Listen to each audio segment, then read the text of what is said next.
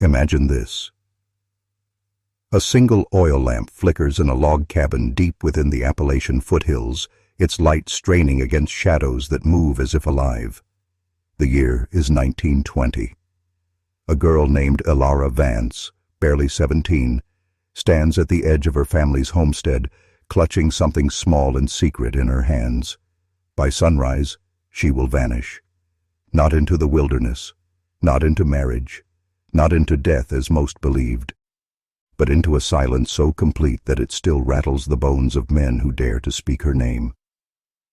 You weren't meant to know this. What I'm about to tell you is knowledge buried under court seals, church records, and decades of fear disguised as folklore. The disappearance of Elara Vance was never just a missing girl case. It was an event, a rupture, the kind that reveals the hidden machinery behind society, the gears of corruption, control, and sacrifice. The county's official story. She wandered off. Another tragic loss to the mountains. End of tale. But those mountains don't just take people, they keep them. They whisper what they've consumed, and in the Appalachian Foothills of 1920, the whispers grew too loud to be ignored. Old men in Cade Hollow still lower their voices when her name is spoken.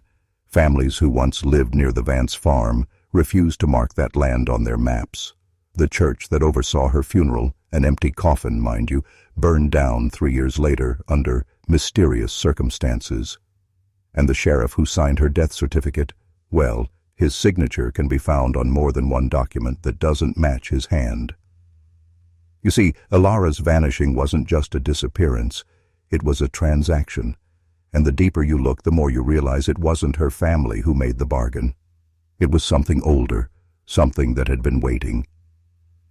Tonight, you're not just hearing a story, you're stepping into a pact that was never supposed to be broken. And once you hear what happened, you won't be able to unknow it. You'll carry it with you the way the mountains carried Elara Vance. So lean closer. The descent begins here. The Vance family was not ordinary, though they worked hard to appear so. Their farm sat on the edge of Cade Hollow, where the tree line thickened into walls of black oak and sycamore. To most, they were just another Appalachian clan, quiet, industrious, proud. But beneath the surface, their name carried a weight. People said the Vances had knowledge that came from somewhere older than the Bible, older than America itself. Not witchcraft exactly, not medicine either. Something in between, something inherited. Elara was the youngest of 7 children. Unlike her siblings, she was marked. Born with a red stain on her shoulder in the shape of a spiral, she carried it like a birthright. Her mother, Margaret, whispered over it when she bathed the girl, as if blessing or binding it. Her father, Elias, refused to look at it at all. He claimed it was nothing, but neighbors remembered the way his jaw tightened when they asked about it. He knew what it meant. Everyone did. The Appalachians are filled with stories of marked children.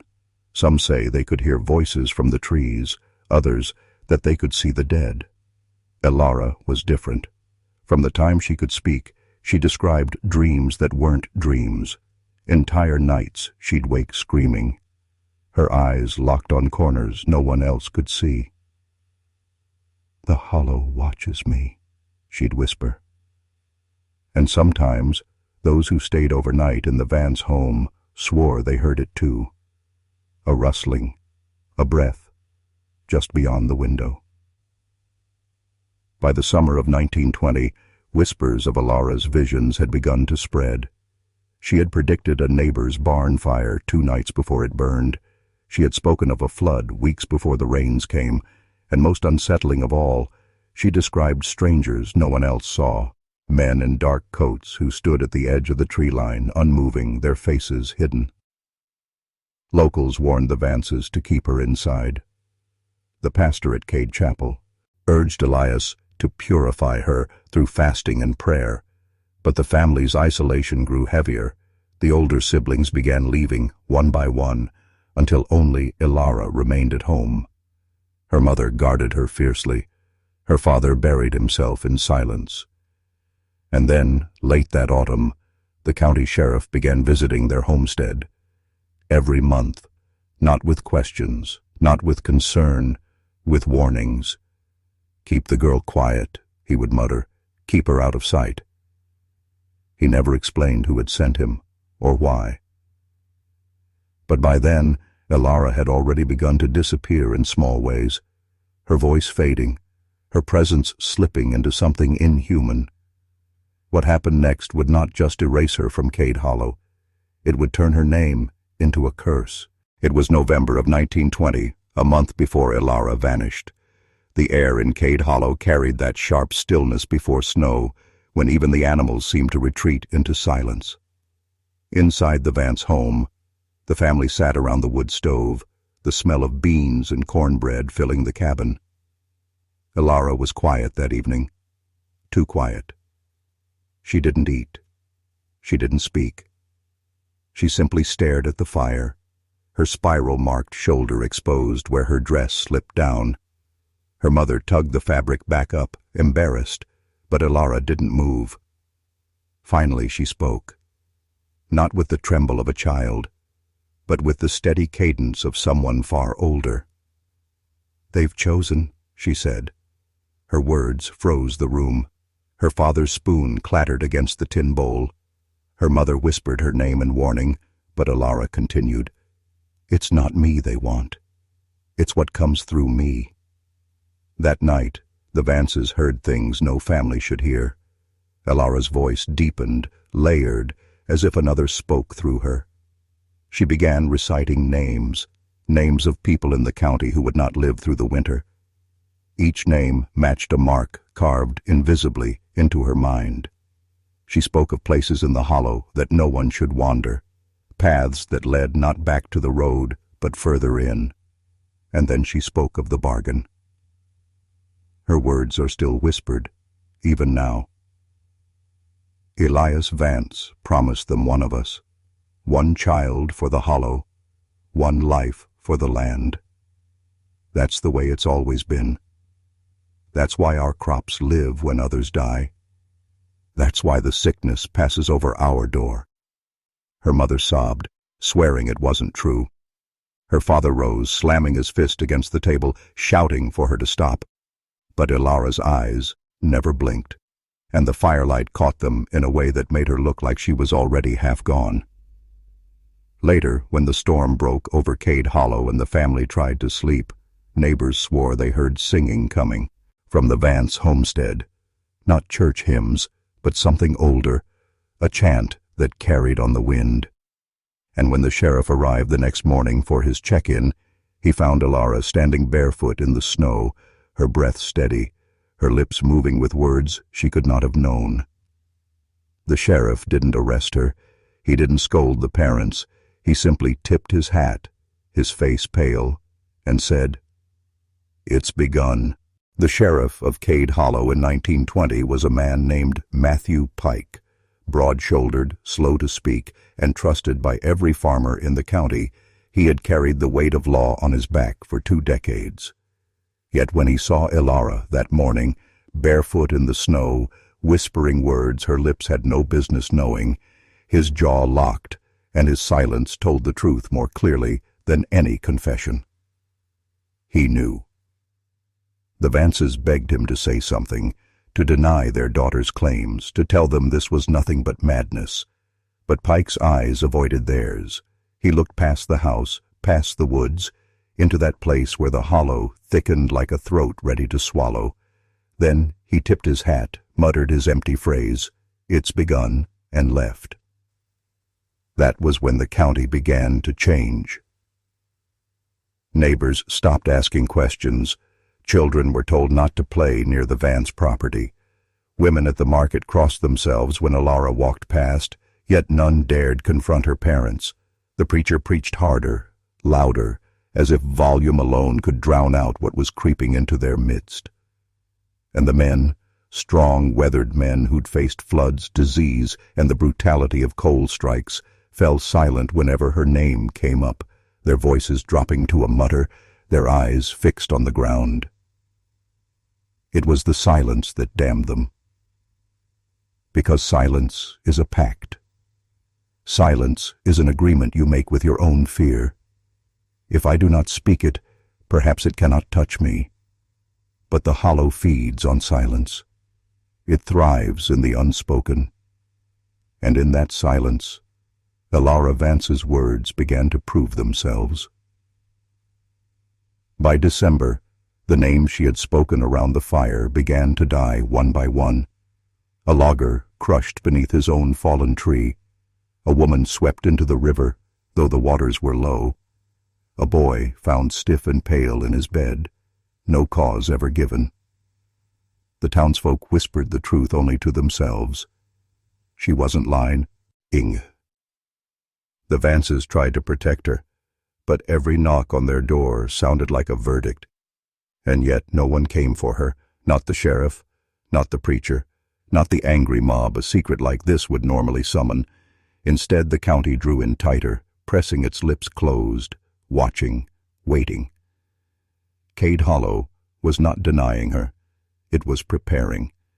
Because everyone understood, even if they could not admit it aloud, that Elara wasn't the beginning. She was the continuation of something older, something Cade Hollow had already promised itself to. Winter of 1920 hit Cade Hollow like a hammer. Snow drifted high against cabins, smoke curled endlessly from chimneys, and the sky itself seemed nailed shut with gray. But it wasn't the weather that people feared. It was the counting. Each week, another name was crossed off the living.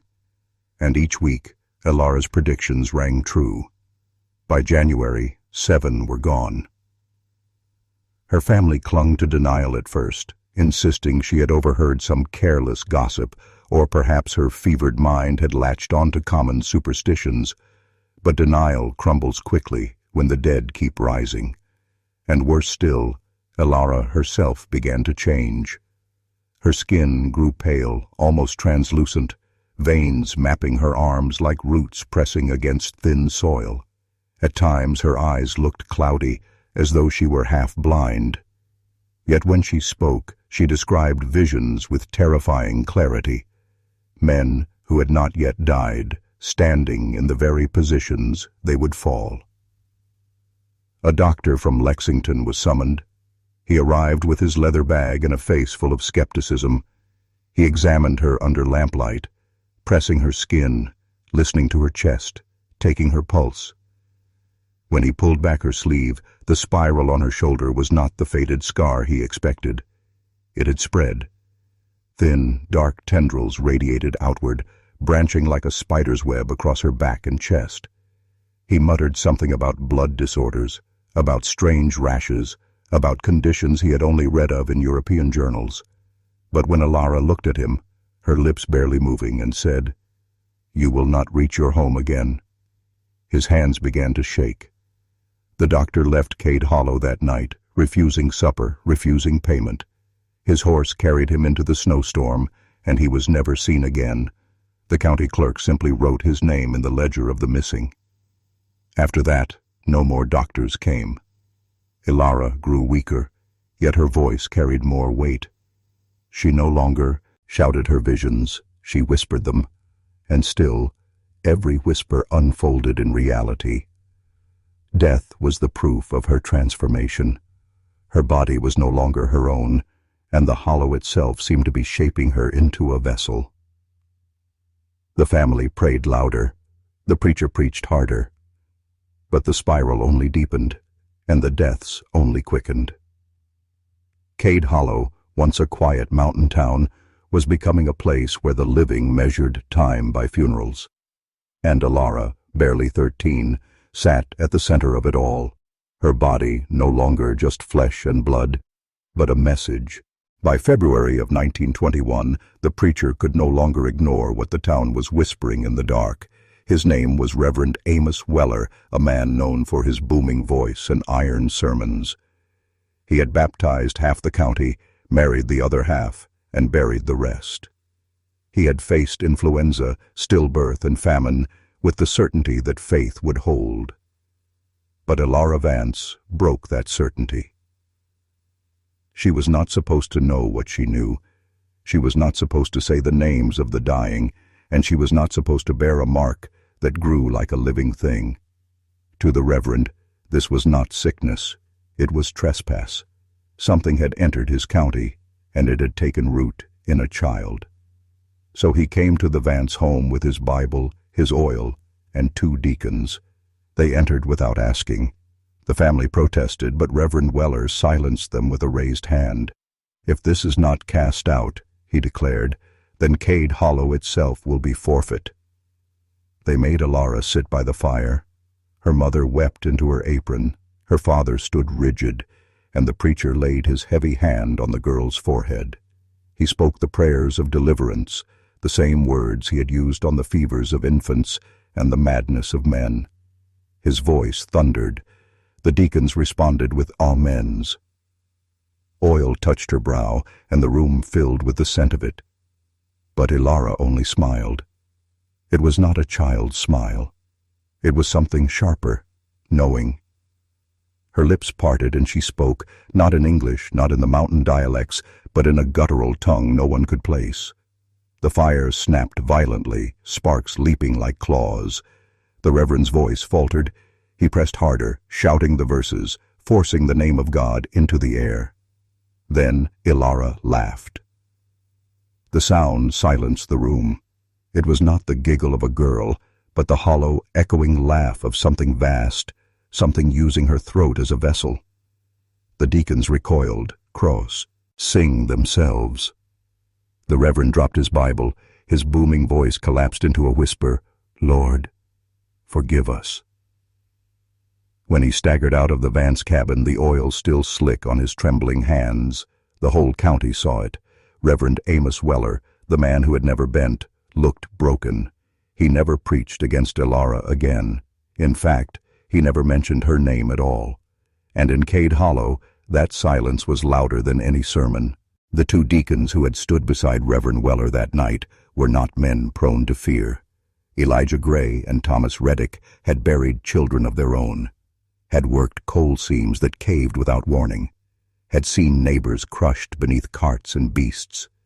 They knew suffering, they knew death, but they had never seen a girl laugh with the voice of something that wasn't hers. When they left the Vance homestead, they did not speak of it in the open. Instead, they carried the memory into their kitchens, their barns, their beds. And there, in hushed tones to their wives and sons, the story began to crawl through Cade Hollow. By the week's end, everyone knew what had happened, though no one dared to admit who told them. Elara Vance was no longer just a girl marked by death.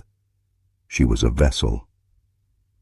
The word spread like smoke, never openly declared, never written in the county ledgers, but carried in the glances exchanged across church pews and in the muttered prayers at the market. No one asked whether it was true. They simply adjusted themselves to the new reality. Neighbors stopped calling her that cursed Vance girl.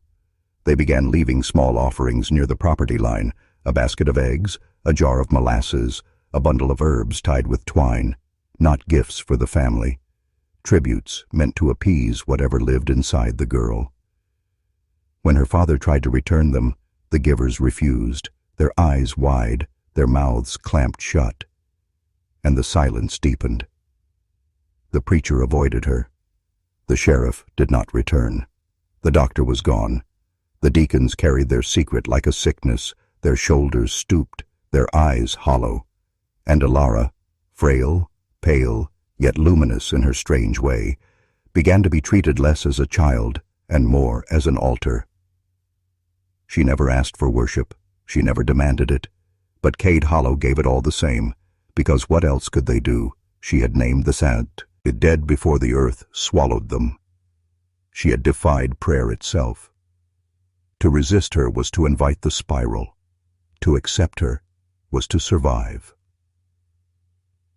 So the county bent, not in one loud moment of surrender, but in 100 quiet gestures, in 1,000 silences, And Elara Vance, barely 13, sat at the center of it all, both prisoner and queen, cursed and revered, the living covenant between Cade Hollow and whatever fed on its soil. At first, the offerings left at the Vance fence line were simple: bread, honey, wool socks, knitted by trembling hands. But in Cade Hollow, nothing stays simple for long. Fear has a way of escalating, and once fear tastes blood, it will not settle for grain. It began with animals: a chicken with its throat cut, placed carefully in a basket; a goat, tied at the stake, left to bleat until the cold silenced it. Neighbors never knocked, never spoke of it, but in the morning, the Vances would find them. Elias Vance, Elara's father, would try to bury or burn them in secret. Yet the hollow seemed to notice. The spiral on Elara's shoulder deepened, darkening, as if ink was sinking further into her flesh. Then the offerings changed again. One morning in March, a bundle was found by the woodpile. It was wrapped in cloth, swaddled like an infant. Inside was not bread or herbs. It was a stillborn child. No note, no explanation, only silence. Elara did not scream. She did not cry. She only touched the bundle and whispered words no one in her family understood. Her mother fell to the ground, wailing. Her father roared, his fists pounding the dirt until they bled. But Elara remained calm, as if the child had been meant for her all along. And the hollow listened. That spring, while blight struck the valleys beyond Cade Hollow, the fields within its borders bloomed green and full. Crops grew heavy, livestock fattened, the county thrived while others starved, and though no one said it aloud, every farmer, every mother, every miner knew why. The balance had been paid. The preacher shut his church for 2 weeks after that. When he returned, his sermons were soft, almost apologetic. The sheriff stopped patrolling entirely. And the women, those who whispered over washtubs and looms, began to say it plainly to one another, though never in earshot of men. The girl keeps us fed. Elara, for ale and pail, was becoming more than a vessel. She was becoming necessary. But with necessity comes justification, and with justification comes corruption. Cade Hollow no longer asked whether sacrifices should be made. The only question was how much the hollow would require next. And soon they would learn the answer. The stillborn child should have been the end of it. A horror tucked into silence, a moment too unspeakable to repeat. But Cade Hollow had already tasted its own bargain. The fields flourished, the animals bred strong. The sickness that swept neighboring valleys stopped at the county line. For mountain folk who had suffered famine and plague, the temptation was too great. Survival had been purchased, and now survival demanded a price. By April, the whispers began. No one dared speak them in the church pews or at the market, but in barns, in coal shafts, and on long walks back from the mill, the words slipped like poison from their tongues. If a child not yet meant for breath could save us, what of one who already walks this earth? It was Elijah Gray, one of the deacons, who first said it aloud. His son overheard him, drunk by the fire, better one than all. And with that, the question was no longer abstract. It was a choice the hollow was already demanding. The first name came quickly. Josiah Reddick, a drunkard and gambler, known for beating his wife and stealing from neighbors. His absence, some said, would not be a loss but a mercy. The idea spread like fire across dry pine, that the hollow didn't just hunger, it judged, that sacrifices could cleanse the county of its worst, that Elara was not a curse, but an instrument of purification. No vote was taken, no agreement was signed. Yet one night, Josiah Reddick disappeared. His wife claimed he left for Tennessee. His drinking partners said he never made it past the crossroads. What no one admitted was the truth, that his body was found at the edge of the Vance woodlot, pale and stiff, with a spiral carved into his chest that no human hand could have made. Elara never spoke of him.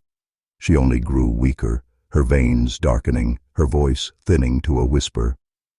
Yet when she breathed, the crops stood taller, and Cade Hollow fed itself fat on survival. After Josiah, silence became law. No one spoke of sacrifice, but everyone knew. A drunken man vanished. A thief fell into the river. A widow without family disappeared into the woods. Each time, Elara's spiral deepened, and each time, Cade Hollow flourished.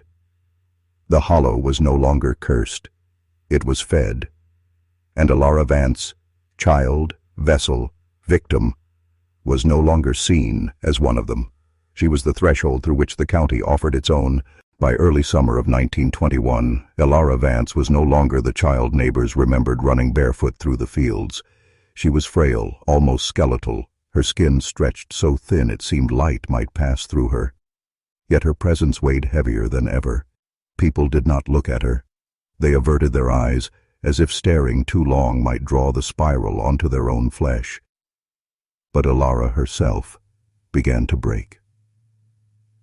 One night, her mother awoke to the sound of sobbing. She found Elara curled against the corner of her bed, her nails tearing at her skin, clawing at the spiral that crept further down her arm. "It's eating me," she whispered. "Mama, it's not just in me. It is me." Her mother tried to soothe her, wrapping her in quilts, humming lullabies long forgotten. But the words only made Elara weep harder. "They think I chose this," she said. "They think I want it, but I don't. I don't want their animals. I don't want their dead men.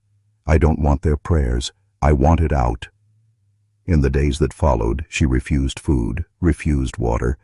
She stopped speaking of visions, stopped whispering the names of the soon-to-die. At first, the town breathed easier. Perhaps it was over. Perhaps the hollow had finished its claim. But then the fields yellowed. The cattle grew thin.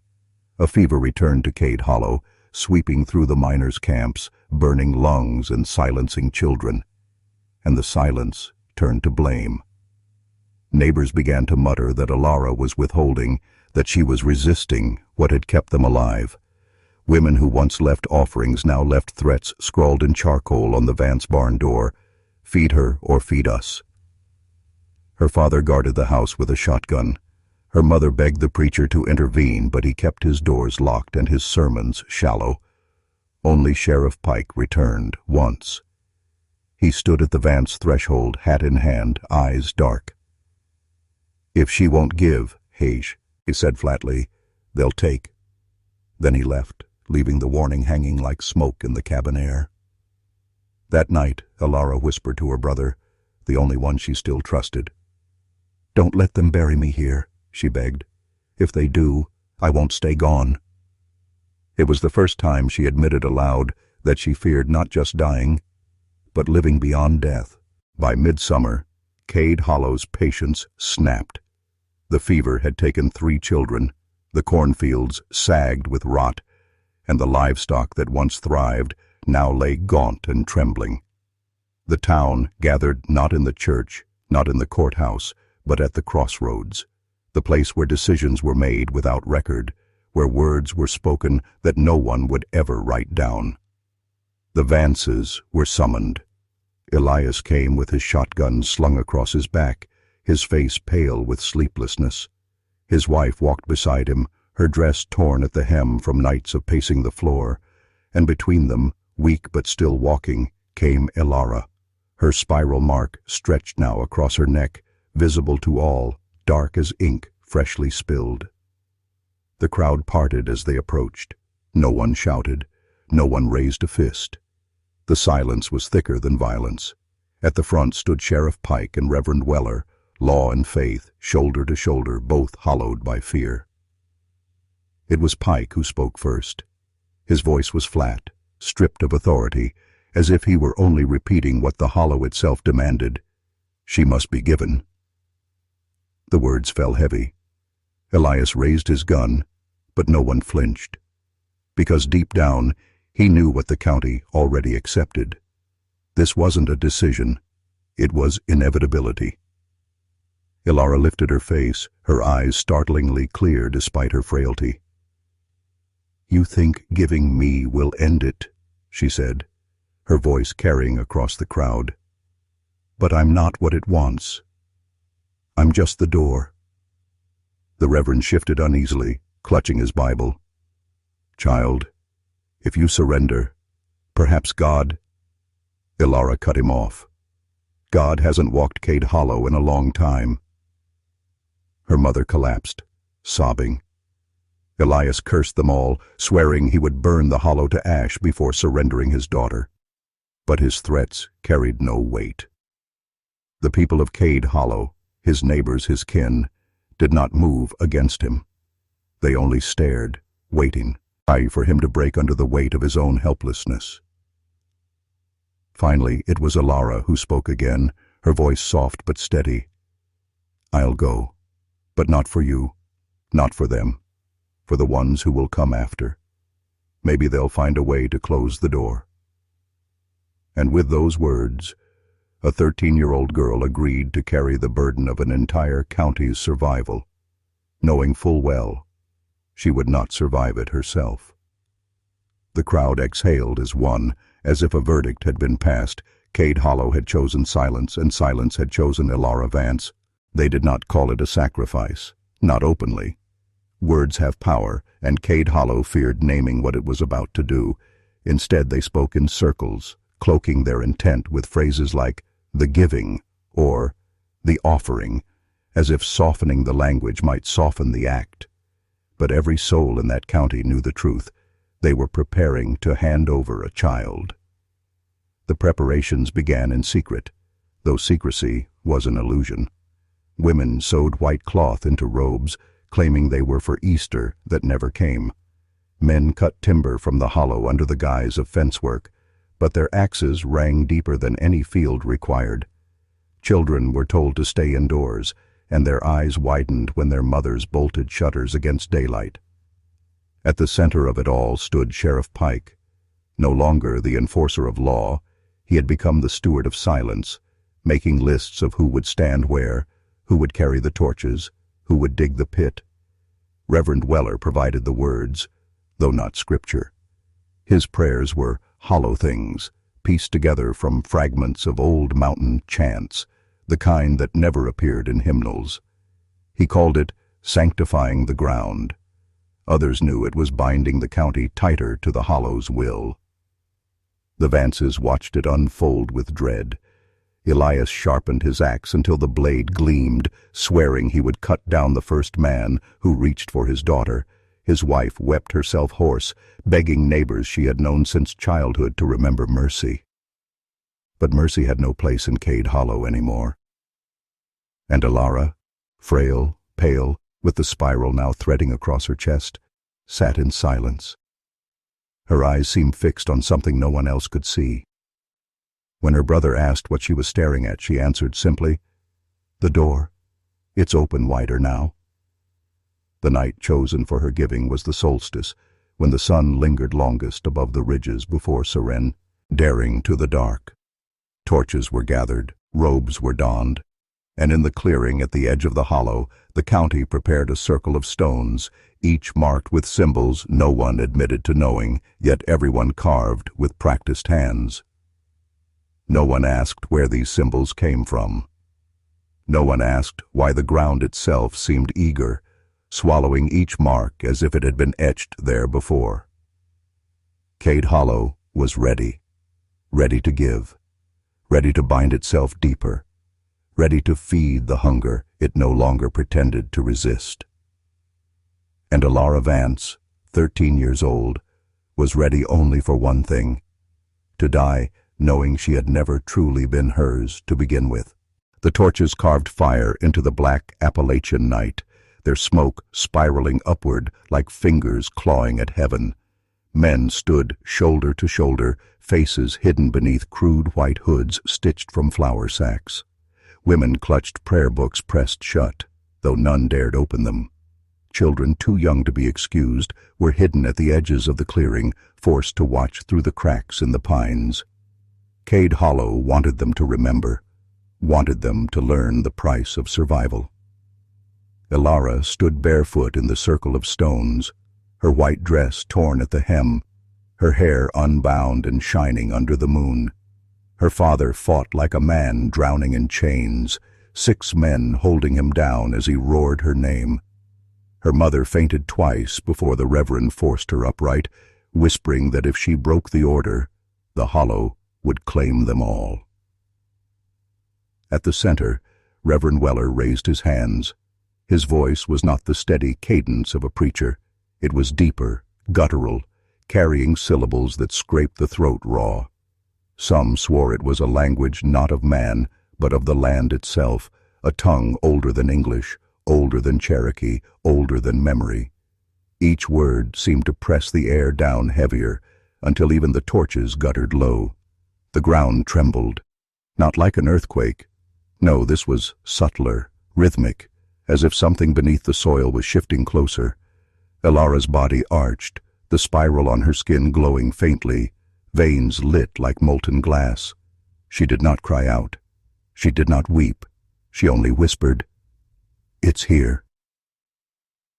Then came the moment Cade Hollow did not expect. The Reverend commanded her to kneel, but Elara did not kneel. She looked straight into the firelight, into the faces of her neighbors, into the eyes of men who had once carried her on their shoulders, women who had once rocked her to sleep, and she smiled, not with defiance, but with knowledge. "You think you're feeding it," she said, her voice low, steady, carrying across the clearing. "But you've only ever been feeding yourselves. It doesn't want me. It already has you."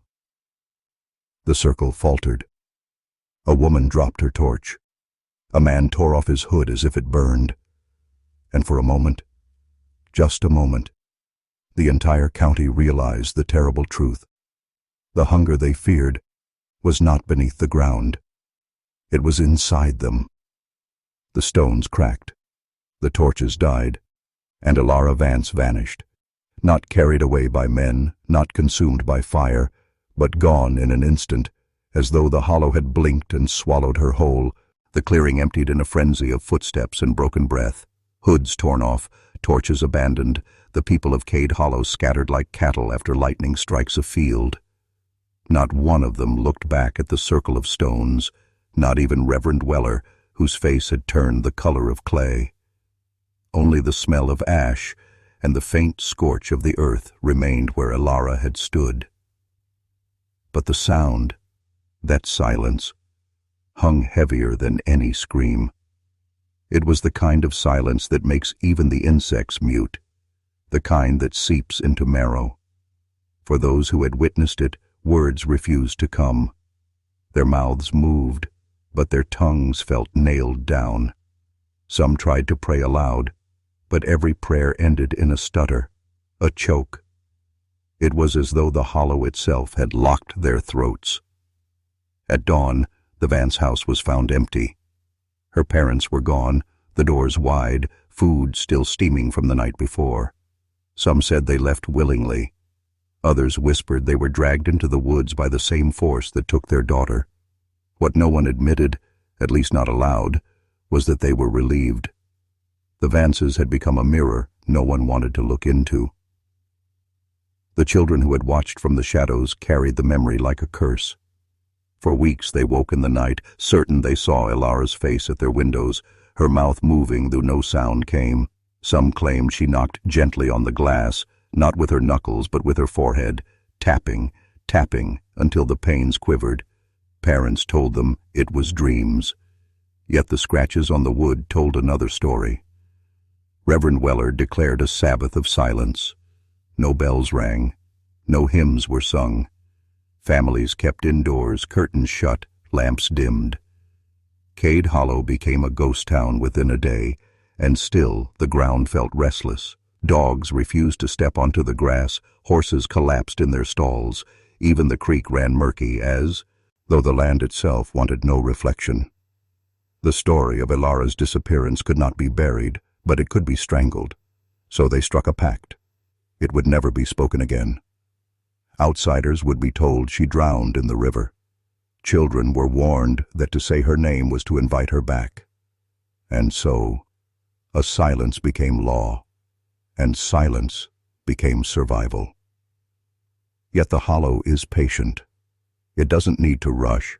It knows silence is the most fertile soil of all. By autumn, Cade Hollow wore its silence like a mask. The townsfolk tilled their fields, repaired fences, cooked suppers, and attended church, but the rhythm was broken, hollow. Each movement carried the stiffness of people pretending to be alive while waiting for something to strike. The name Elara had become a splinter lodged in every throat. No one said it, yet everyone felt it. The Reverend filled his sermons with warnings about temptation, about obedience, about staying within the fold. But every word was dragged through fear. His once thunderous voice cracked, brittle. Even the children noticed. They no longer feared the dark of night as much as they feared the silence of their elders, the way mothers would grip their hands too tightly when the wind shifted, the way fathers would flinch at a knock upon the door. And then the signs began. Subtle at first. Milk left out on the table soured before morning. Wells filled with black water that cleared by midday. Chickens laid eggs with no yolks inside. These were passed off as misfortune, the kind every farm knows. But then came the stranger signs, the ones no one dared explain. Ashes appeared in cradles where babies slept, not the kind left from a hearth, but cold gray powder with no source. In the fields, corn sprouted in twisted spirals, stalks bending unnaturally as though reaching toward something beneath the soil. The church bell, untouched, swung once in the dead of night, ringing a single note that echoed for miles. Worst of all were the footprints. Children found them by the riverbed one morning, bare, small feet, pressed deep into the mud, leading into the water but never out. Some swore the prints were warm to the touch, as though freshly made. Others said they saw them glowing faintly under moonlight. Whispers spread in locked bedrooms. Elara was not gone. Elara was walking still. Mothers told their children not to wander at dusk. Men posted watches along the tree line, though no intruder came, and every night, without fail, one candle in the church would snuff itself out, though the doors were barred and the windows sealed. Reverend Weller insisted it was the devil testing their faith, but deep down, every man, woman, and child knew the truth. Cade Hollow had not buried Elara. Cade Hollow had buried itself. The first to see her was Amos Rigg, the trapper who lived closest to the hollow. He staggered into town at dawn, his beard thick with frost, though the night had been warm, his eyes wide and bloodshot. He told the blacksmith he'd followed deer tracks into the trees and found them circling back on themselves, tighter and tighter, until they ended in a spiral carved into the soil. And at the center of that spiral, he swore, stood Elara Vance. Not bleeding, not broken, not even aged by the night she'd been missing. She simply stood barefoot in the dirt, her dress unsoiled, her hair hanging long and dark, her face as pale as chalk. She didn't speak. She only tilted her head, watching him the way a hawk watches a mouse. Then he said, she smiled, not the warm smile of a neighbor's daughter, but the empty grin of something that knows you cannot escape. Amos fled. He never went back into the woods. Days later, they found his traps all snapped shut, bait untouched, as though the forest itself had turned against him. Soon, others began to see her. A woman at the well dropped her bucket when she glimpsed Elara's reflection in the water, standing over her shoulder, though no one was there when she turned. A child swore Elara had stood at the foot of her bed, brushing her hair with fingers colder than river stone. At night, windows rattled without wind, and voices whispered from the trees, not in English, not in prayer, but in that same guttural tongue the Reverend had spoken at the circle. The town tried to ignore it. They told themselves it was exhaustion, superstition, or the devil's tricks. But the animals knew better. Cows bellowed and kicked until their owners let them loose. Dogs hid under porches and refused to come out. Horses foamed at the mouth, staring into the woods as though waiting for a figure to emerge.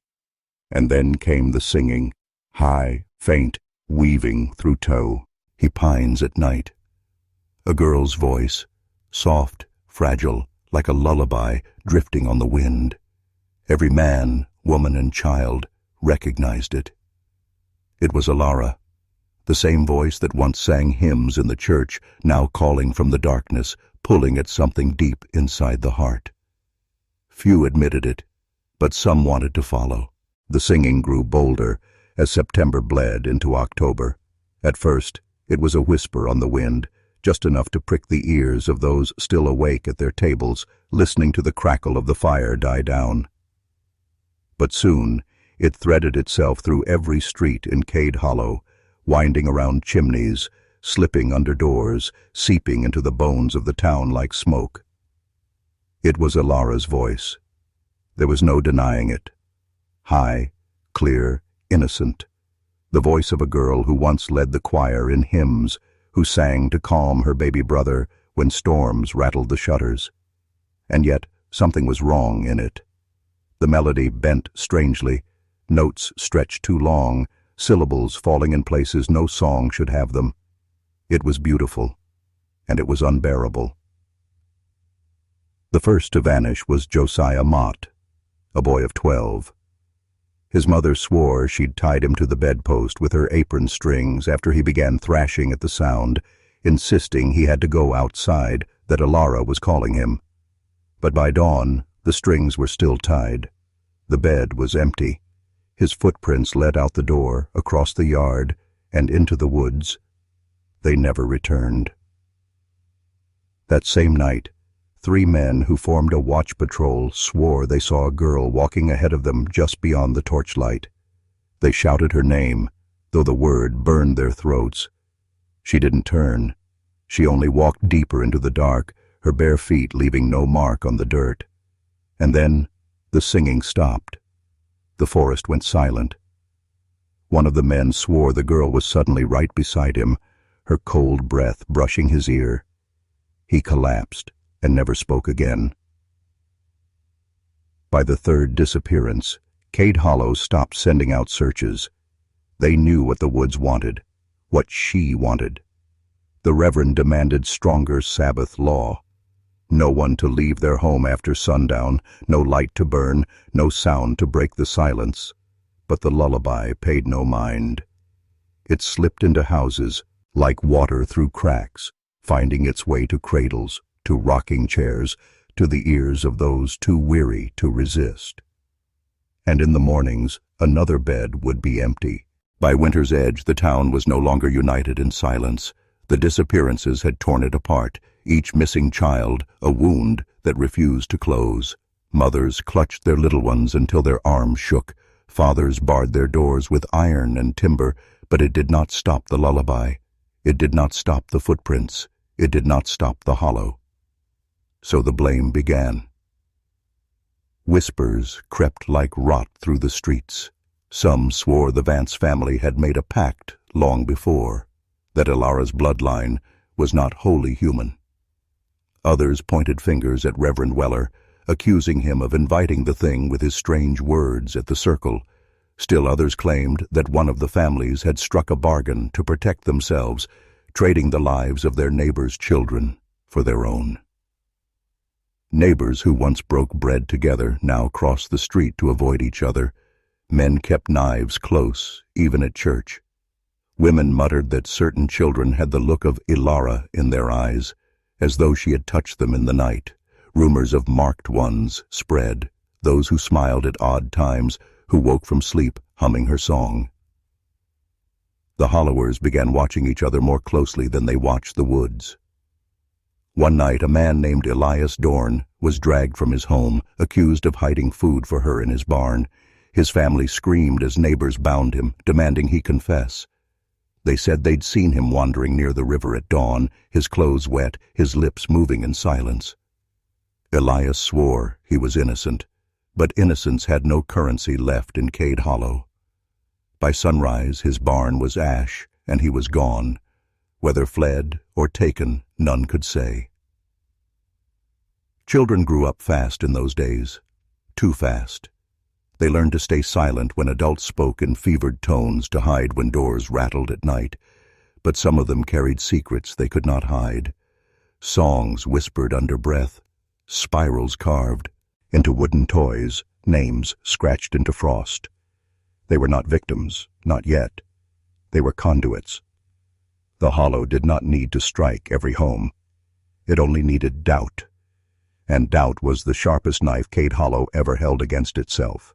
The church had grown colder than the grave. Candles guttered no matter how many were lit, hymnals warped with mildew, though no dampness touched the walls, and the cross above the pulpit leaned as if it, too, had grown weary of standing. Yet on the first Sunday of Advent, Reverend Weller stood before his flock with fire in his eyes, the kind of fire born not of faith, but of desperation. He spoke of deliverance. He spoke of breaking chains. He spoke of the night the Hollow first opened and how man, in his weakness, had struck a crooked bargain to keep it fed. His words rang sharp, brittle, cracking like a whip in the silence. The congregation leaned forward, torn between terror and hunger for hope. Then came his decree. To end Elara's song, to sever her from the town, they must give the Hollow what it craved. Not another child, not another victim snatched in the dark, but a chosen offering, a life willingly surrendered, a sacrifice. The church erupted in panic. Mothers clutched their children tighter. Men shouted, voices shaking, accusing Weller of madness, of witchcraft, of inviting more ruin. Yet none could deny the logic buried in his madness. The disappearances had not ceased. The woods hummed with her song every night. And the silence, always the silence, stretched wider with each passing day. The Reverend struck his hand upon the pulpit, veins bulging in his neck. "The Hollow feeds on fear," he thundered, "but it bows to blood freely given. One soul to ransom us all, one cross raised in defiance." His gaze swept the crowd, pausing on each face, lingering on those whose grief was freshest. Eyes fell to the floor. Families pulled apart, as though even being seen together might mark them for the altar. Some whispered that the Reverend meant to offer himself. Others hissed that he would force the choice on another, on the poor, the widowed, the fatherless. For the first time in months, the lullaby stopped that night. The air was so still, it made the silence roar in the ears. Some took it as a sign of hope, others as a warning. For silence is never mercy in Cade Hollow. Silence is only the breath drawn before the scream. The following Sunday, the pews filled with faces hollowed by sleepless nights, skins stretched tight over bone. No one sang, no one prayed aloud. They sat in silence, waiting for someone to stand, waiting for the sacrifice the Reverend had demanded. And then the Suttons rose. Jonah Sutton was a gaunt man, with hands cracked from years of tending fields that never yielded enough. His wife, Ruth, stood beside him, her face gray, her eyes unblinking. Between them was their daughter, Miriam, no more than 15, with dark hair braided neat and a pale ribbon tied at the end. Her feet trembled beneath her, yet she walked steady down the aisle, the church groaning as though its beams recognized what was about to unfold. Gasps rippled. Whispers hissed like snakes in the rafters. Some shouted for the Reverend to refuse it. Others begged him to take her quickly, to appease the Hollow before more children vanished. Ruth's voice cut through the clamor, sharper than steel. "She has heard the song," she said, clutching her daughter's wrist. "Every night she hums it in her sleep. She is marked. Better to give her freely than let it steal her in the dark. The Reverend closed his eyes. His lips moved silently, not in prayer, but in calculation. When he opened them, his gaze was steady. The hollow does not wait. The offering must be given before the next moonrise. Miriam did not cry. She did not plead. She only turned once, her eyes meeting those of her childhood friends scattered among the pews. Boys who had fished with her at the creek. Girls who had braided her hair by lamplight. Not one of them spoke her name. Not one of them moved. That night, the Suttons locked their door against neighbors who begged them to reconsider, who pounded until their fists bled. But Ruth sang softly through the wood, a broken lullaby to drown out the other. And when the knocks ceased, silence pull rest against the house like fog. By dawn, Miriam was gone. Her parents stood in the church, their clothes blackened with ash, their daughter's ribbon laid at the altar. They swore she had walked willingly into the trees, her hands slipping from theirs at the spiral stones. But the song did not stop. If anything, it grew sweeter, louder, hungrier. The town waited for peace. They waited for the lullaby to cease, for the missing children to return, for the wind to blow through empty trees and carry away the fear. They waited for dawn and twilight alike, hoping that the sacrifice of Miriam Sutton had appeased the hollow, that a deal had been struck in the shadows. But the wind brought only whispers. By the second night, the hollow roamed freer than ever. Shadows moved where no one stood. Branches scraped against windows as though something pressed against them from the inside. The creek, once placid, now sang with a wet, hollow gurgle. And the song that had claimed Miriam, did not fade. It multiplied. Families huddled together in homes, barricading doors, tying children to beds. Fathers took turns patrolling the tree line, lanterns swinging, rifles clutched, and still the melody slipped past. It hummed through chimneys, under floors, through keyholes, threading itself into every room. It was then that the terrible truth became undeniable. The hollow does not bargain. It does not hunger for choice. It does not negotiate. It takes. Jonah Sutton wandered the woods at first light, searching for any sign of his daughter. Instead, he found the spiral again, carved deep into the earth, larger than the last.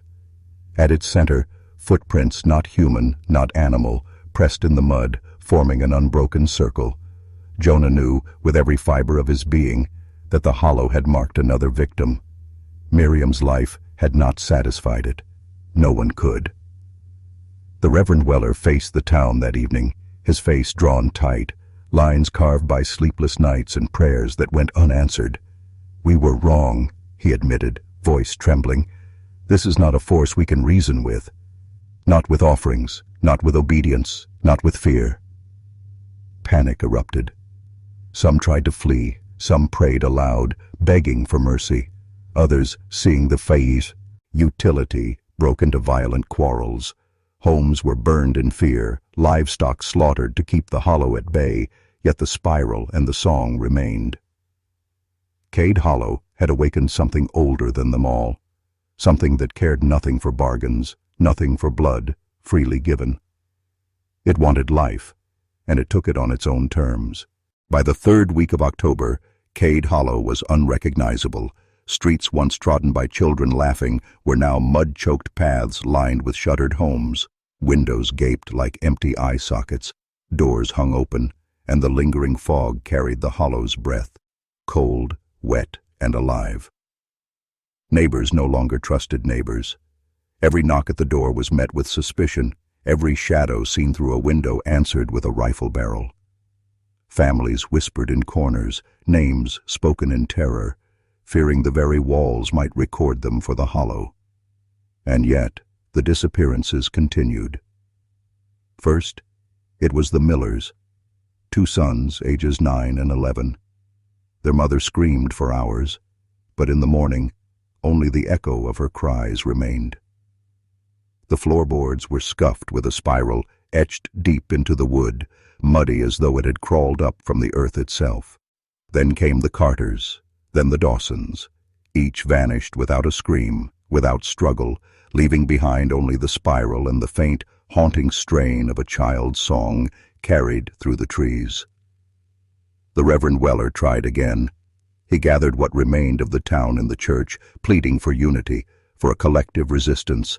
He instructed them to mark doors with symbols of protection, to chant prayers together at dusk, to stand watch in pairs, never alone. But fear is a virus, and the hollow is patient. By the fourth night, those paired watches were no longer enough.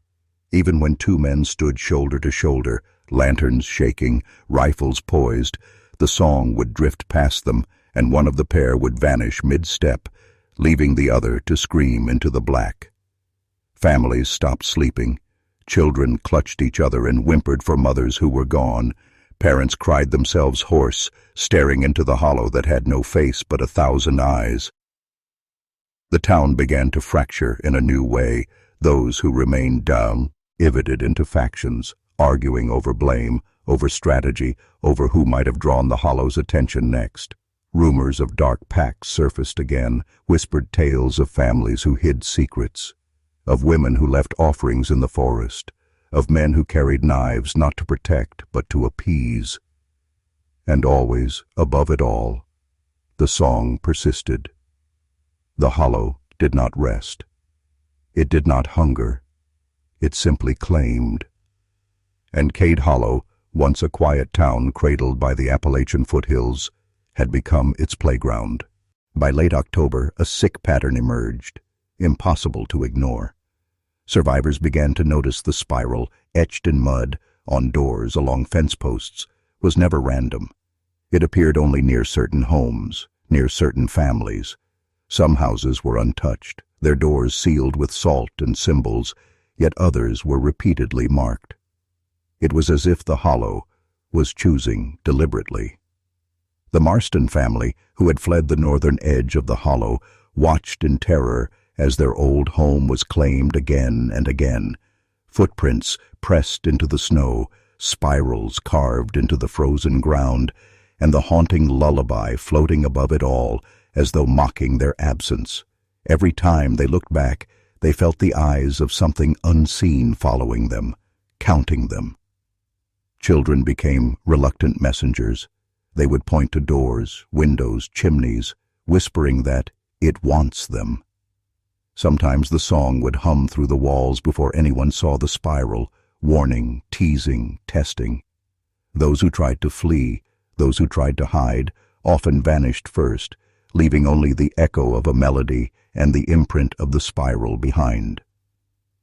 Even Reverend Weller, who had once claimed the hollow could be bargained with, began to understand the truth. It was not hunger. It was not revenge. It was methodical. It had purpose. It studied the town. It learned the families. It remembered every name. And it had chosen its pattern, selecting not the most visible, not the weakest, but those who carried the memory of something long buried, something the hollow had waited decades to claim. Those left behind started noticing subtle signs before each visit. A cold draft in the hallway, a creaking floorboard in the dead of night, a smell of wet earth that no wind could carry.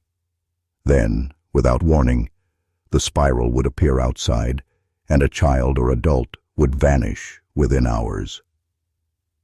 Cade Hollow was no longer a town, and it was a system, a machine, and every family had been assigned a part to play in its relentless, invisible rotation. And in every home, the lullaby threaded through every shadow, every corner, every heartbeat, reminding them all that resistance was a lie, that the hollow did not stumble, that it did not forget. Every mark, every song, every disappearance was a lesson. The hollow chooses, and it always completes its design. It was early November when he arrived, a man from the city, name of William Carrow, a folklorist and amateur historian drawn by rumors of missing children, strange spirals, and whispered tales of Elara Vance. He had read the county records, heard the old stories, and dismissed them at first as superstition. But curiosity is a dangerous companion in the Appalachian Foothills, and the Hollow has a way of rewarding curiosity with obsession. Caro drove the narrow road that led into the town, tires crunching over frost-hardened leaves. The first thing he noticed was the silence. No crows called from the trees. No creek babbled along its usual path. Even the wind seemed subdued, as though the hollow itself had paused to watch him enter. By the time he reached the town's main cluster of homes, he saw the spirals. Muddy, etched deep, repeating along fences, doors, even the trunks of trees. A chill ran down his spine, but he dismissed it as imagination. That was the mistake. He knocked on doors, spoke to those who had survived. They stared at him with wary eyes, speaking in whispers, warning him to leave. But Caro could not. He was fascinated, driven by the hunger to uncover secrets, to expose truths hidden by fear. He did not understand that in Cade Hollow, the hollow itself is the law. It has no tolerance for witnesses and no patience for those who think they can outsmart it. That evening, as Caro set up his equipment in the abandoned town hall, he began hearing it, the faint humming, delicate yet deliberate, threading through the walls and floorboards. It was the song. He thought it might be wind at first, but then the notes harmonized, soft, sweet, familiar, and terrifying. He felt the eyes of the hollow upon him.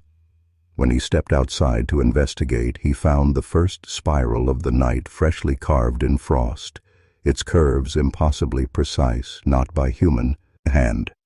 The hollow had noticed him, and Cade Hollow was preparing its first true lesson for an outsider.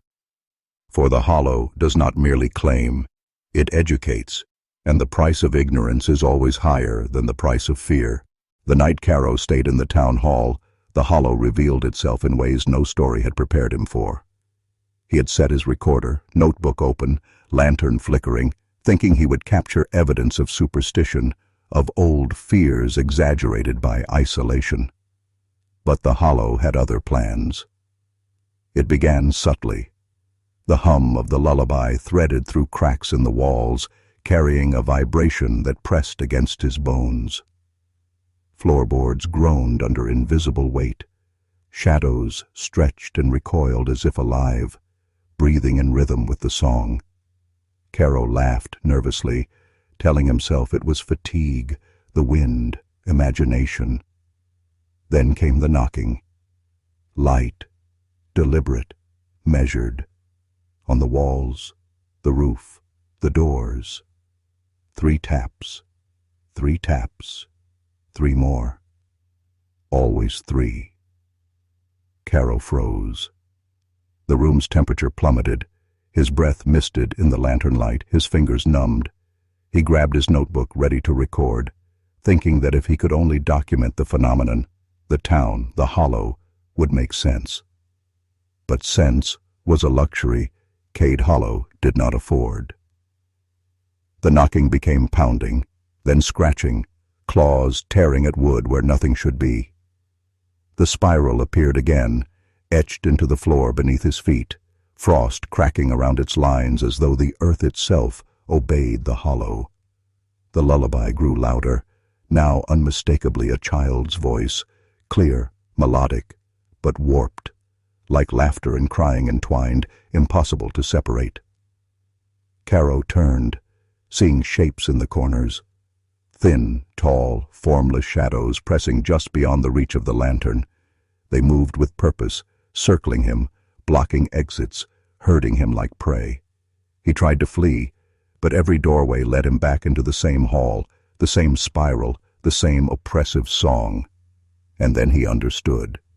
The hollow is intelligent. It adapts, it learns, it watches, and for those who do not respect its rules, it punishes with precision. By dawn, Caro was found by a surviving family, huddled in the town hall's center, shaking, notebook filled with scrawled lines and spirals, muttering the lullaby to himself. He had survived, barely, but he was no longer an observer. He had been marked. Cade Hollow had claimed him, not with death, but with knowledge. Knowledge that would haunt every thought, every dream. Knowledge that made one question, is survival worth the price when the Hollow never forgets, never forgives, and always watches? Over the next few days, Carol pored over his notes, maps, and recordings, attempting to make sense of what had occurred. Every disappearance, every spiral, every note of the lullaby fit into a pattern. One he could not ignore. It was methodical, precise, and ancient, a rhythm older than any living resident of Cade Hollow. The first clue came from the spirals themselves. Each one, he realized, corresponded not only to a home, but to a lineage. Families who had lived in the Hollow for generations were marked repeatedly, their children taken first, their memories inscribed in the earth. Newcomers, like him, were noted, but not immediately targeted. The Hollow learned, studied, catalogued. And the song, it was not just a lullaby. It was a signal, a reminder of ownership. It hummed in the air before a disappearance, resonated along the walls, and imprinted itself into the mind of anyone who lingered too long. It was the Hollow's memory, its warning, its ritual. The song chose the family, the child, the victim, before the Hollow ever moved. Carol mapped every spiral, every missing child, every encounter with the shadows. The pattern emerged like a web, an interlocking cycle that stretched back decades. Elara Vance, the girl who had first drawn him to Cade Hollow, was not a singular event. She was part of a sequence, one carefully maintained across generations, repeated, perfected. And then he realized the most terrifying truth. Outsiders could not break the cycle. Their knowledge, their presence, their fear. These only accelerated the Hollow's design. Every attempt to intervene, to flee, or to document its secrets merely fed it. It did not hunger for revenge. It did not need appeasement. It enforced a law older than the county, older than the mountains themselves. All who belong to the Hollow's rhythm will be claimed in time. Carol felt the weight of it pressing down on him.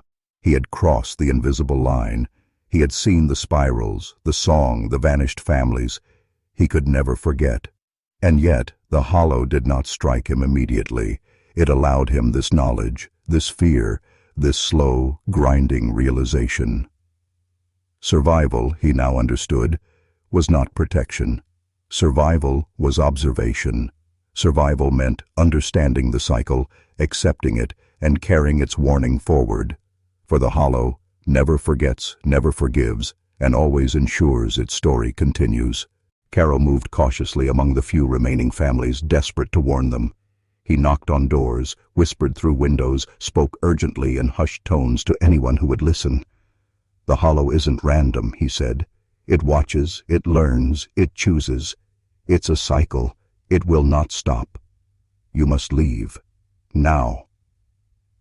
But Cade Hollow does not welcome outsiders preaching knowledge it does not want to share.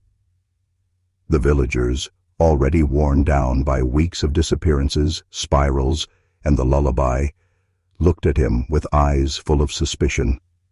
Some called him a madman, others a charlatan, and a few, fearful, listened silently, trembling at the edges of comprehension.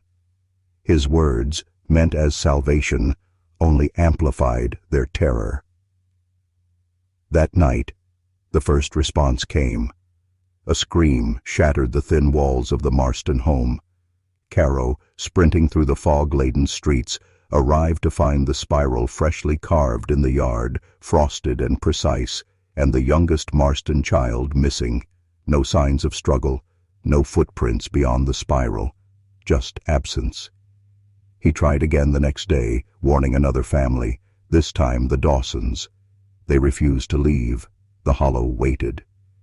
That evening the song threaded into their home like smoke, soft at first, then insistent. When they awoke, 2 children were gone.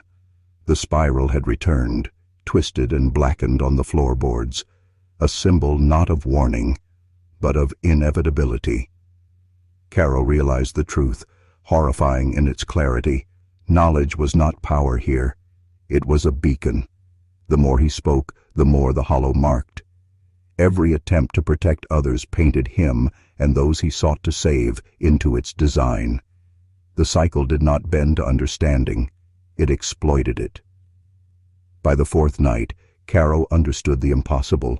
Speaking the truth in Cade Hollow was as dangerous as defiance. Every word was a thread, every warning a note in the Hollow's song, and every attempt to intervene was a summons. And the Hollow, patient as the mountains themselves, did not forgive mistakes. It only remembered. By the time dawn cracked pale over the fog, Caro sat alone in the town hall once more, notebook in lap, spirals sketched feverishly, humming the lullaby to himself. His voice carried the echo of what he now knew, that in Cade Hollow the only safe place is silence, and silence is never permanent. By the fifth night, Caro could no longer trust his own senses. The Hollow had begun to reach inside him, threading its song into his thoughts, its spirals into his vision. The notebook he carried was no longer just a record. It became a map of obsession, each line of writing bleeding into hallucination, each spiral twisting on the page until it seemed to move. Alive. Shadows lengthened unnaturally, walls appeared to breathe, and the faint lullaby echoed from rooms he hadn't entered. He saw children's faces reflected in mirrors that were empty. He heard whispers behind closed doors, names, dates, places he had never visited, and yet they were familiar, as though the Hollow had been watching him long before he arrived. Sleep became impossible. Each attempt to rest ended in dreams of spirals writhing beneath his skin, crawling along his limbs, wrapping him in their cold, unyielding embrace. He woke to find markings on his hands, tiny, precise scratches and patterns he could not have made. His own reflection stared back at him with a hollow certainty. He was already part of the cycle. The townsfolk noticed. A few approached cautiously, afraid, whispering that he had changed. They said his eyes flickered with the lullaby, that he murmured names in sleep. But there was no help left in Cade Hollow, only observers, victims in waiting, and those who refused to see. Caro realized the Hollow did not merely claim bodies, it claimed minds. It had always been there, threading through generations, shaping the town in silence, until one dared to observe too closely. Then it reached for the observer, teaching in the cruelest of ways. Knowledge without obedience is destruction. He began hearing the children's song in his own voice. He would wake in the night repeating the melody without knowing he had spoken. Every step outside, every glance toward the spirals, every moment alone, reinforced a terrifying truth. Cade Hollow had begun to rewrite him, to make him part of the story it would never end. And the Hollow waited, patient as ever, humming in the fog, knowing that soon he would be another whisper among the missing, another spiral etched into the ground, another warning to anyone foolish enough to follow. By the seventh night, Caro began to see the Hollow's design with terrifying clarity. It was no random force. Each disappearance, each spiral, each note of the lullaby followed a sequence, a hierarchy, a pattern that obeyed rules older than the Appalachian Foothills themselves. The Hollow did not strike indiscriminately. It chose carefully, observing the minutiae of human behavior, the stubborn, the curious, the defiant, the mournful. Children were often first, their innocence a key that unlocked the cycle. Then came those who sought to intervene. Observers, investigators, anyone daring enough to expose the Hollow's secrets. Each choice was precise, deliberate, as if the Hollow itself were a sentient archivist, maintaining its records in living flesh and memory. Caro traced the spirals, connecting houses and families, noting the repetition of days, the intervals between vanishings, the echoes of the lullaby in each home. He realized the hollow had a rhythm, a timetable. It acted not out of malice, but obedience to a design it did not explain. Attempting to disrupt it, to escape it, to warn others, only accelerated its course.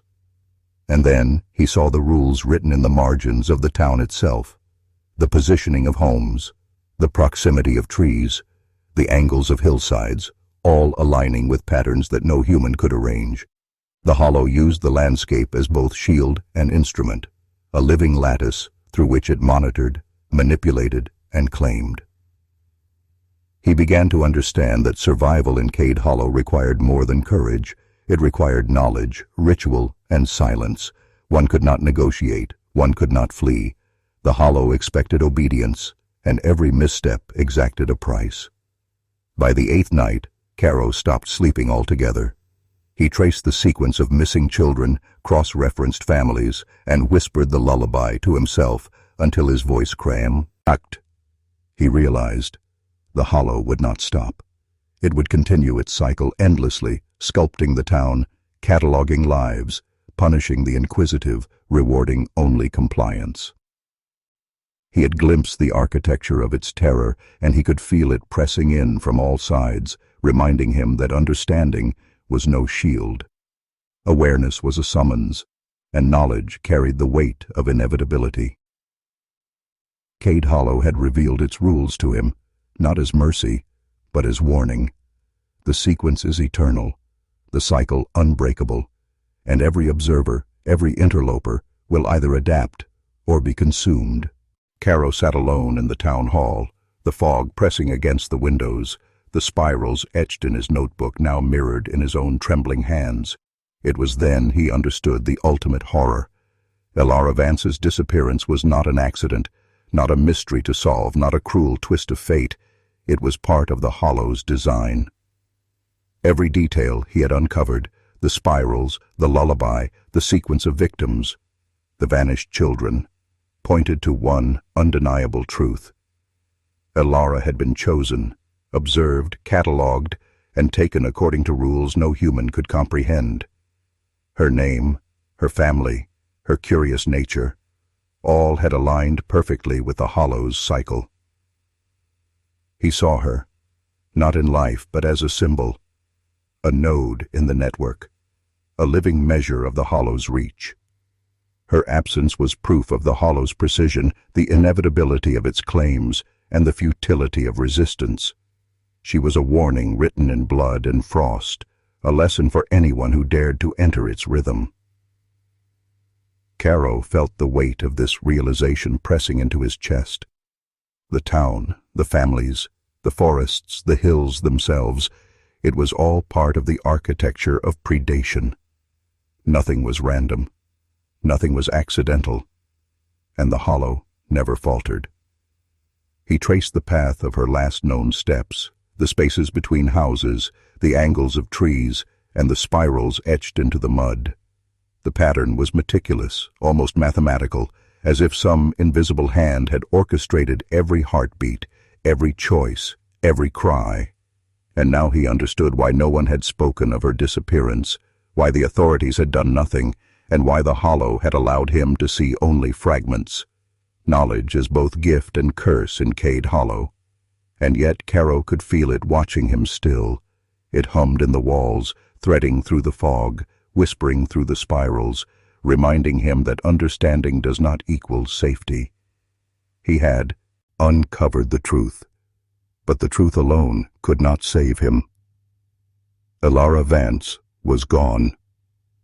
Taken, as all others had been, as all others would be, part of a cycle that extended beyond memory, beyond time, beyond mercy, and Caro, now fully aware, was trapped in its gaze. Cade Hollow had claimed her, and in knowing the truth, it had claimed him too.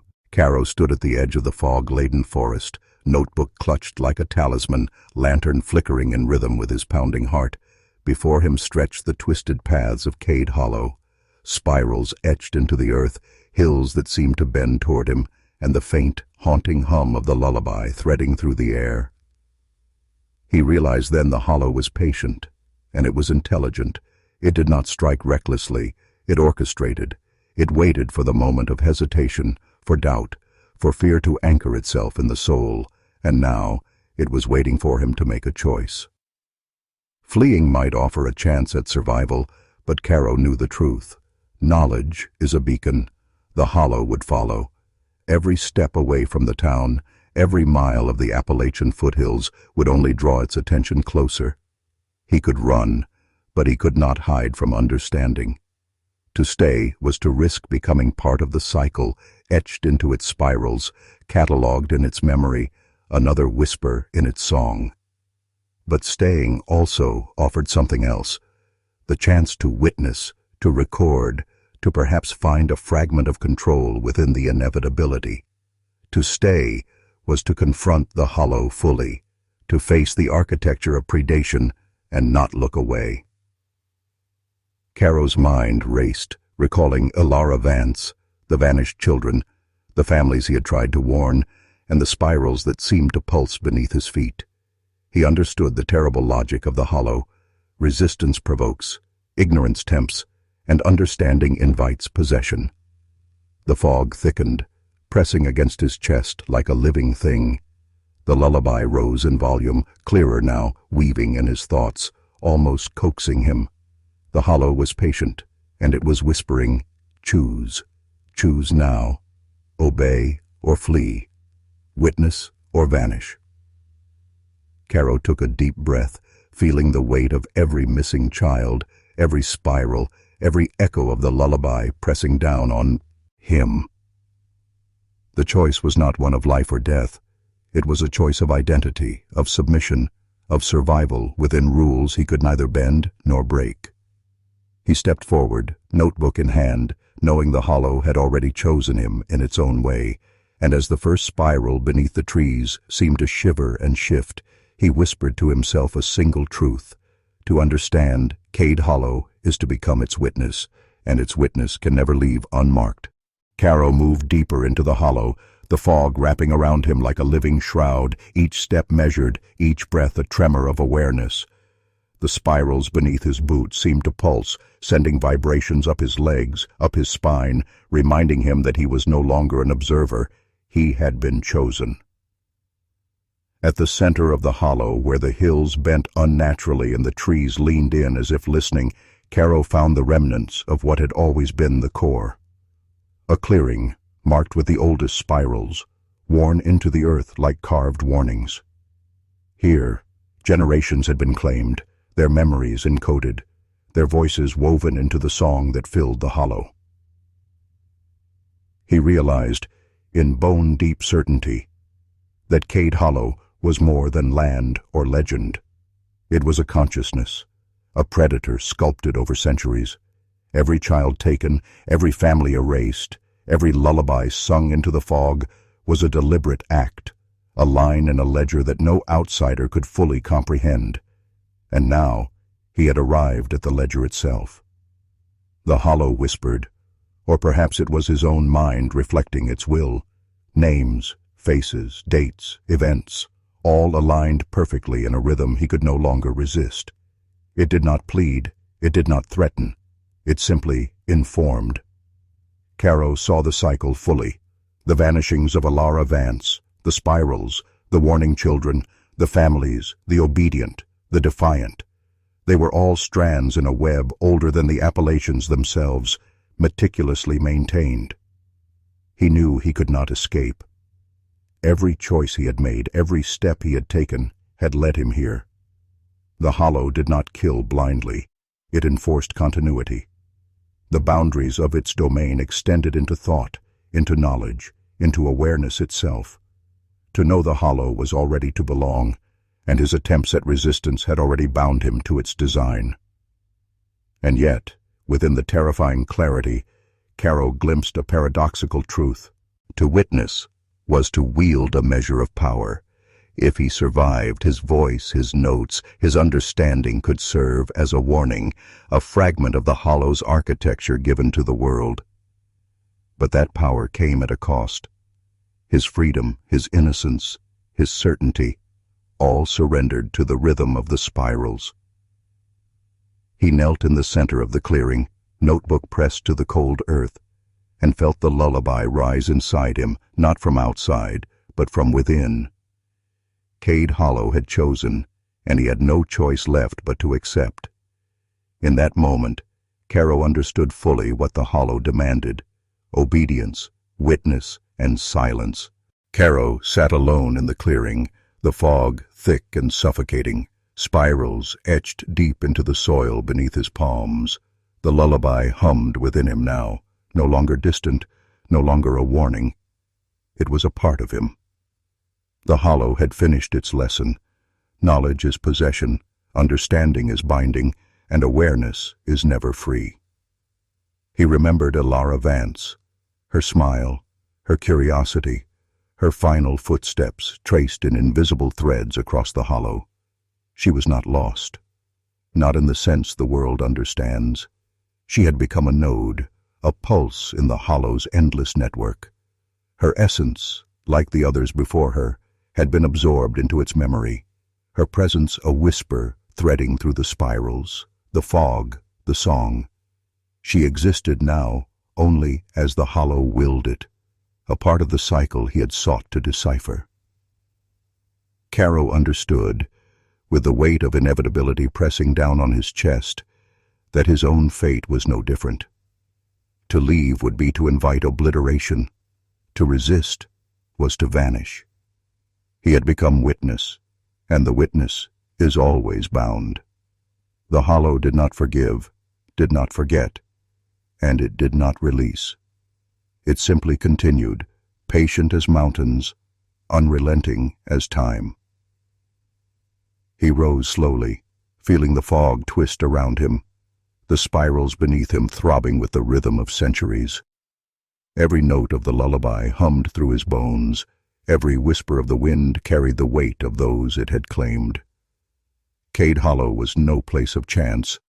It was a sentence, an arbiter, a silent adjudicator of curiosity and defiance. Caro lifted his notebook, now heavy with spirals, names, and fragmented truths, and etched one final line into the clearing. A spiral larger, darker, more deliberate than any before. It was a record of his passage, a testament of his witness, a warning to any who might come after. And as the fog pressed closer, as the lullaby rose to a crescendo that seemed to echo across decades, Caro felt the hollow enter him fully, his mind, his thoughts, his very presence, woven now into its architecture. He understood the final, inescapable truth. In Cade Hollow, to see is to belong, to know is to be claimed, and the cycle never ends.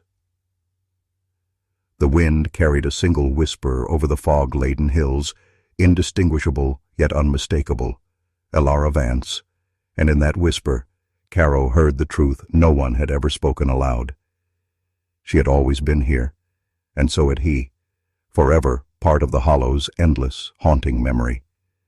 Cade Hollow remained, patient, eternal, waiting for the next observer, the next curiosity, the next soul foolish enough to enter its rhythm. And somewhere, deep in the spirals, Caro and Elara were no longer lost. They were the hollow itself,